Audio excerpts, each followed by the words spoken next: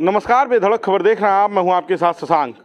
5 राज्यों के चुनाव के नतीजे कल यानी 3 दिसंबर को आने वाले हैं और आज हम इस विषय पर चर्चा करेंगे कि इन नतीजों का 2024 में क्या प्रभाव होगा।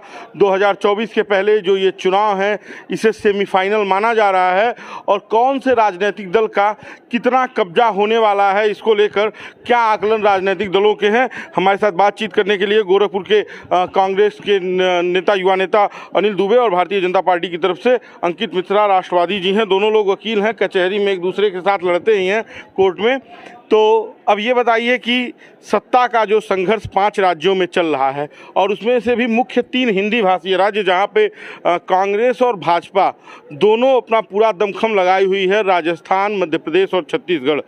अनिल जी, क्या लगता है कितनी वापसी हो पाएगी? क्योंकि इसके पहले जब चुनाव विधानसभा के इन राज्यों में हुए थे तो कब्जा तो तीनों राज्यों पे आपकी पार्टी का हुआ, लेकिन बाद में एक आपकी ही सेधमारी की वजह से भाजपा के खाते में रहा। इस बार कितना वापसी कर पाएंगे? पुनः जिस तरीके से पिछली बार चुनाव हुआ और जनता ने अपना प्यार और समर्थन कांग्रेस पार्टी को दिया था, वैसा ही समर्थन और मैं तो कहूंगा कि उससे बड़ा समर्थन इस चुनाव में मिलता हुआ दिख रहा है।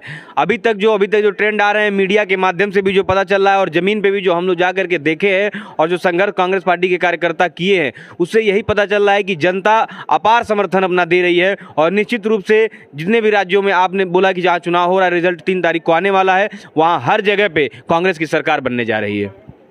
पहला सवाल आपसे ये है कि ये तो बता रहे हैं कि हर राज्यों में कांग्रेस की सरकार बनने जा रही है, मध्य प्रदेश आप बचा पाएंगे कि नहीं बचा पाएंगे, जहां पिछली बार आप जीते तो नहीं थे लेकिन सरकार बनाए थे? देखिए, जहाँ तक रही बात आने वाले नतीजों की, तो जो वहाँ के लोगों ने, जहाँ पर कांग्रेस की सरकार थी, चाहे वह जो है छत्तीसगढ़ हो, चाहे वह जो है आपका राजस्थान हो, इन सारे जगहों पर वहाँ की जनता ने किस प्रकार जो है जनता को किस प्रकार से बरगला कर उन्होंने सरकार तो वहाँ बना लिया था, उसके बाद लेकिन किस प्रकार से लूट खसूट और किस प्रकार से जो है अन्य चीज़ों का वहाँ पे जो एक मातम था, उसके आधार पर जो वोटिंग हुई यार, आप देख भी रहे होंगे कि जनता ने कितना बढ़ चढ़ कर वोट किया है। वोटिंग परसेंटेज बता रहे हो 70% से ज़्यादा तक वोटिंग हुई है। और पिछली बार भी जो है बहुत ज़्यादा सीटों का अंतर नहीं था। हाँ, कुछ सीटों से हमारी पार्टी वहाँ सरकार नहीं बना पाई थी उन राज्यों में। जैसे आप मध्य प्रदेश से ले लीजिए, 109 सीट हमारी पार्टी को मिले थे, 114 सीट कांग्रेस को मिला था। लेकिन उसके बाद जो 2020 में जो परिस्थितियाँ बदली, इनके कांग्रेस पार्टी के जो बड़े नेता थे ज्योतिरादित्य सिंधिया जी,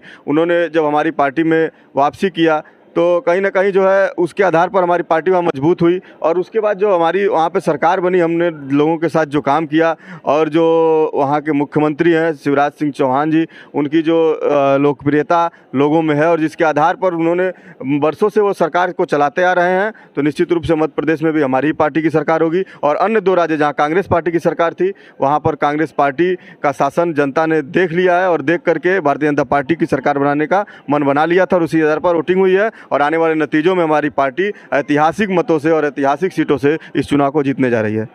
एक सवाल अनिल जी आपसे है कि ये कह रहे हैं कि 2 राज्यों में फिर हम वापसी करेंगे, राजस्थान और छत्तीसगढ़, और मध्य प्रदेश में वापसी करेंगे और राजस्थान और छत्तीसगढ़ जीतेंगे।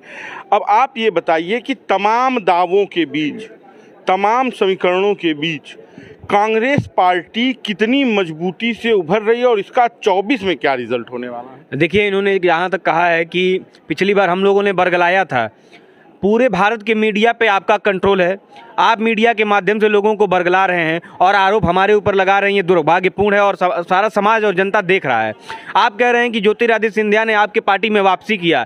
वापसी करने की हैसियत अगर आपकी है ज्योतिरादित्य सिंधिया जी की, तो चुनाव से पहले करना चाहिए था। चुनाव के बाद जब लोग कांग्रेस के नाम पर वोट दे रहे हैं, उसके बाद आप जा रहे हैं, तो ये वापसी नहीं है, ये एक कांग्रेस पार्टी को धोखा देने का काम किया। और भारतीय जनता पार्टी के लोगों ने उनको पैसे के माध्यम से और लालच के माध्यम से अपने तरफ किया और सरकार बनाने का काम किया है। तो ये पिछली बार भी मध्य प्रदेश की जनता ने जो अपना समर्थन था वो कांग्रेस पार्टी को दिया था। और इस बार मुझे लगता है कि जब ये जान गई है कि अगर हल्का फुल्का 2-4 सीटों के माध्यम से अगर हम जिताने का काम करेंगे कांग्रेस पार्टी को, तो यह भारतीय जनता पार्टी के लोग फिर से लोभ और प्रलोभन दे करके विधायकों को खरीदने का काम करेंगे, क्योंकि इनकी यही प्रवृत्ति शुरुआत से रही है। तो इस तरीके के इस ऐसे ट्रेंडों को वहाँ की जनता को समझ चुकी है और इस बार इतने सीटों से जिताने वाली है कि इनका शायद जो ये जो फंड इकट्ठा करके रखे रहते हैं कि विधायकों को खरीदना है, जनता के लिए नहीं प्रयोग करते हैं उस फंड को, विधायकों को खरीदने के लिए करते हैं, उनका फंड खत्म हो जाएगा पर वो विधायकों को खरीद नहीं पाएंगे। एक तरफा जीत होने वाली है,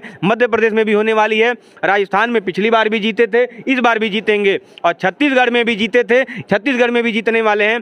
और आपने जो कहा कि इसका क्या असर पड़ने वाला है 24 के चुनाव में, मैं आपको बता दूं कि असर तो पिछली बार भी पड़ा होता और इस बार भी पड़ेगा। दिक्कत इस बात की है कि मीडिया के माध्यम से, मीडिया को खरीद के इस तरीके से चलाया जाता है। देखिए आप जैसे डिजिटल मीडिया के माध्यम से आप लोग हैं जो हम लोगों की बातों को रखने देते हैं, नहीं तो कांग्रेस पार्टी में अगर एक विधायक नाराज हो जाता है तो उसको इस तरीके से देश में चलाया जाता है जैसे कांग्रेस पार्टी कल ही टूट जाएगी। और भारतीय जनता पार्टी के इसी उत्तर प्रदेश सरकार में जब 250-250 विधायक योगी आदित्यनाथ जी के विरोध में आकर के खड़े हो जाते हैं तो सारी मीडिया सन्नाटा मार जाती है। निश्चित रूप से अगर मीडिया सही तरीके से दिखाने लगे और इन चुनावों का परिणाम जब जनता स्वयं, क्योंकि आपने देखा है कि राहुल गांधी जी ने किस तरीके से पूरे देश में चला और उन्होंने पूरे देशवासियों को जा करके पर्सनली ये बताने का काम किया है कि आप मीडिया के भ्रम में ना रहिए, आप स्वयं देखिए कि किस तरीके की परिस्थिति इस देश में चल रही है और किस तरीके से महंगाई आपके कमर को तोड़ रही है, बेरोजगारी क्या, युवाओं की क्या हालत करके रखी हुई है। इन सभी चीज़ों को पर्सनली जा करके हम लोग जो है जनता के बीच में मिल करके जब इस चीज़ को बताने का काम कर रहे हैं तो निश्चित रूप से 24 में इन तीनों, पहले तो यहाँ के सारे 5 राज्यों में कांग्रेस की सरकार बनने जा रही है और इसका जो प्रभाव है वो यही प्रभाव होगा कि आने वाले 24 में कांग्रेस की सरकार केंद्र में देखने को मिलेगी।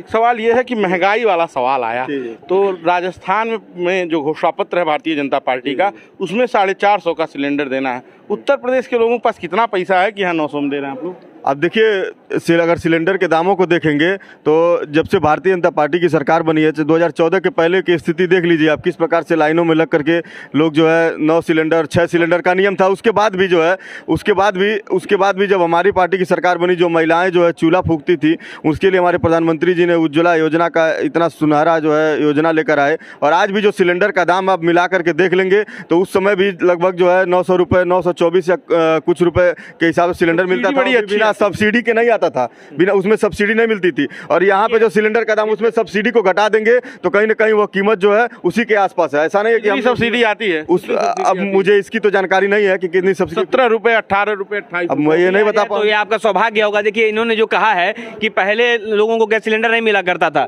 हम लोग अपने बड़े बुजुर्गों से सुनते आए हैं कि 1998 में 2000 के समय में स्थितियां ये हुआ करती थी कि जिसके घर में गैस सिलेंडर हुआ करता था वो बड़ा आदमी माना जाता था। तो ये कोई बहुत बड़ी आपने अमूलचूल परिवर्तन नहीं कर दिया है, ये सतत विकास की प्रक्रिया है। उस समय लोगों को बड़े लोगों के घरों में सिलेंडर हुआ करते थे और उसके बाद परिवारों में आने वाले गैस सिलेंडर पहुंचा, आने वाले समय में धीरे धीरे लोगों को सिलेंडर मिलता गया है, एक करके आने वाले समय में धीरे धीरे लोगों को सिलेंडर मिलता गया है। पर आप उस परिस्थिति को देखिए कि क्या वास्तव में आपने सिलेंडर एक बार तो पहुंचाया पर क्या दोबारा वो सिलेंडर भरा जा रहा है, इसको भी आप देखने का प्रयास करिए। आप गाँव में चले जाइए, आपने शौचालय बनाने का काम किया है पर उस शौचालयों में जो है आप गोबर रखा हुआ है। आप इन चीजों को भी तो देखिए, क्या आपके बनवा देने मात्र से वो चीजें सही हो गई हैं? आप उसको सही तरीके से कभी इंप्लीमेंट करना ही नहीं चाहते थे, आप केवल दिखावा करना चाहते हैं और ऐसी नीतियों को ले आते हैं जो केवल समाज में जिसको दिखा करके आप वोट लेने का काम करें। कभी भी जमीन पे आकर के कोई मजबूत कार्य भारतीय जनता पार्टी के द्वारा इस 10 सालों में, जो 10 साल पूरा हो जाएगा 24 तक,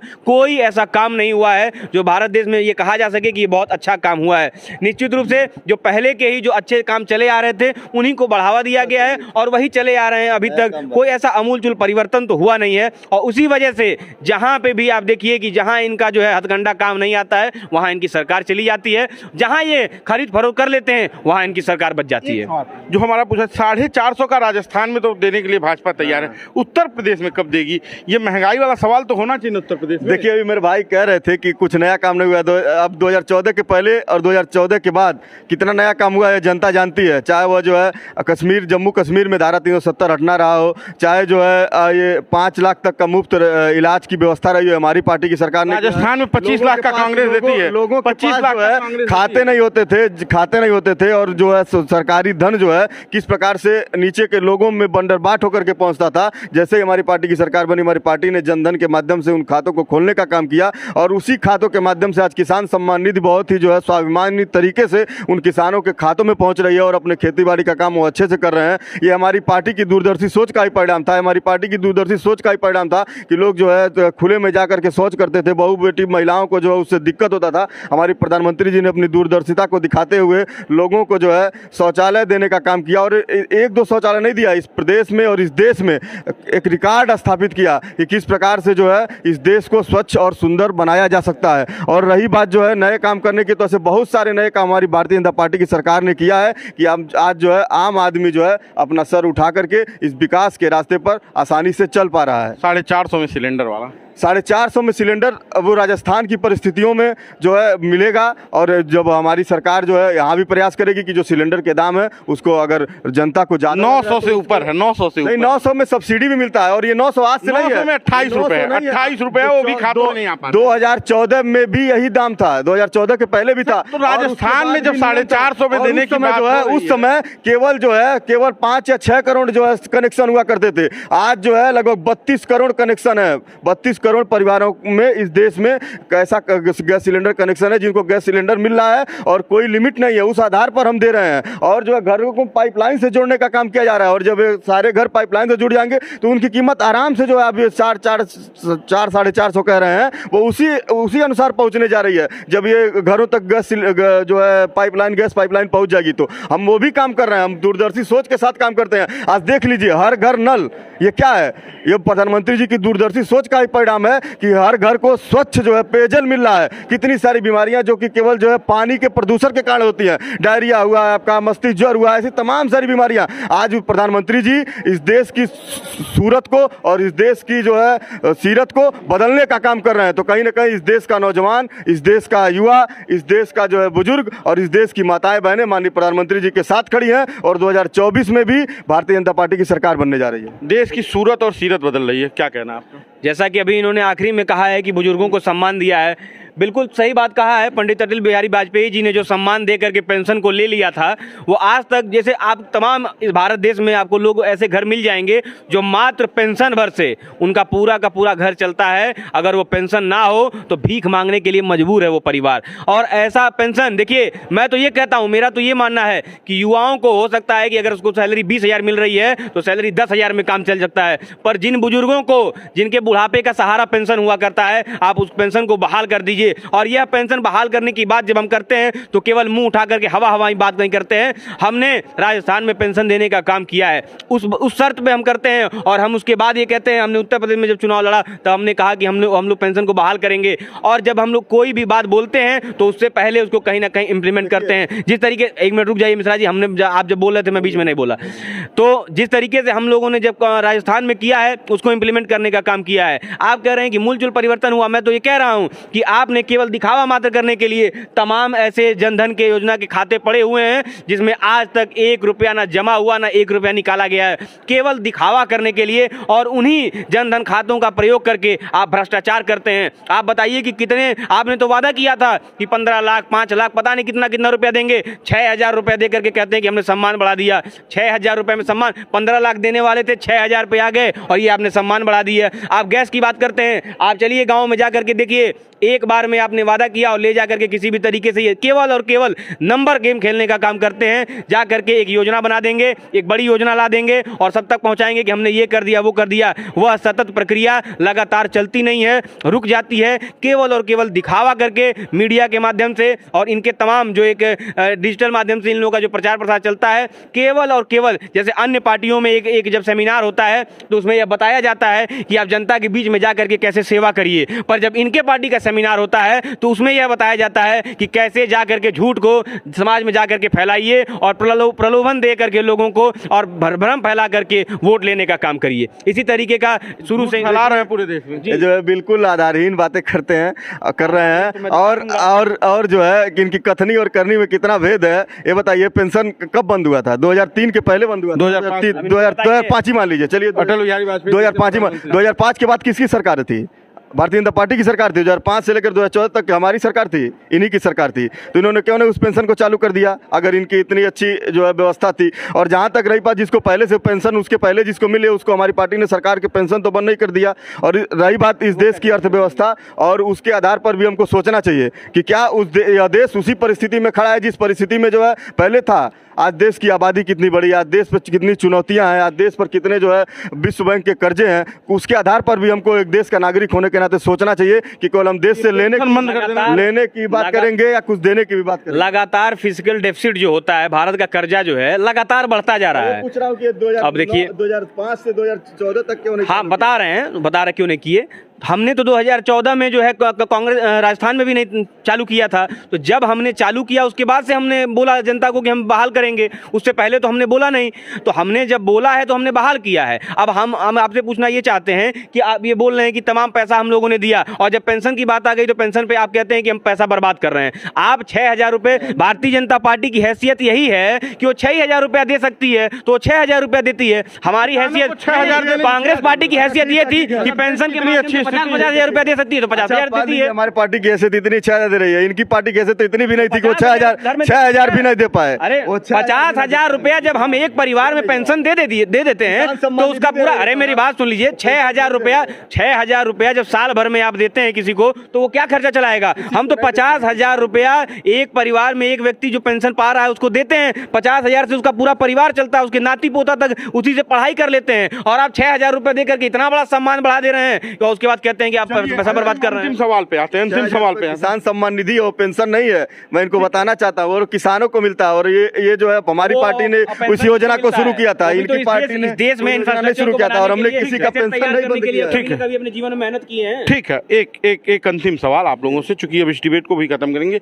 इन 5 राज्यों के परिणाम और खासकर 3 हिंदी भाषी क्षेत्रों के राज्यों के परिणाम जो है, उसमें कितना लाभ भाजपा को दिखता हुआ आपको दिख रहा है? देखिए, हमारी पार्टी जो है मध्य प्रदेश में सरकार में थी और पुनः हमारी पार्टी जो है मध्य प्रदेश में वापसी कर रही है। और छत्तीसगढ़ और राजस्थान की जनता ने 5 वर्षों तक इनके जो है किस प्रकार से इनका जो एक तरह से आडंबर वाला कह सकते हैं या जनता को छलने वाला या जनता को कष्ट देने वाला शासन वहाँ की जनता ने देख लिया है और पूर्णतः मन बना लिया था कि इस बार जो है इतना वोट करना है कि भारतीय जनता पार्टी की सरकार पूर्ण बहुमत के साथ बने। तो हमारी पार्टी की सरकार तीनों राज्यों में, जो हिंदी भाषी राज्य आप बता रहे हैं, उनमें पूर्ण बहुमत के साथ बनने जा रही है और यह जो है आप आने वाले परिणामों में देख लेंगे। चलिए, एक सवाल ये कि मध्य प्रदेश शिवराज सिंह चौहान या जितने केंद्रीय मंत्री लड़ाए गए थे उसमें कोई मुख्यमंत्री होगा? राजस्थान में इस बार किसको लड़ाया जाएगा, मुख्यमंत्री का चेहरा बनाया जाएगा? क्योंकि पूरे चुनाव में वसुंधरा राजे नाराज रही और छत्तीसगढ़ में पूरे चुनाव में रमन सिंह दिखे ही नहीं। कहाँ किसको मुख्यमंत्री? ये हमारे शीर्ष नेतृत्व का काम है, वो विचार करेगा और हमारे यहाँ जो शीर्ष नेतृत्व जो हमारे यहाँ संसदीय बोर्ड है वो फाइनल करेगा। हमारे यहाँ किसी को ऐसे ही नहीं प्रधानमंत्री या मुख्यमंत्री कुछ भी बना दिया जाता है। हमारा शीर्ष, यानी 24 में फिर मुख्य विचार विश्व बैठ के विचार करेगा, उसको जो है हमारी पार्टी 24 में प्रधानमंत्री तय शीर्ष नेतृत्व करेगा, मोदी जी की गारंटी नहीं है।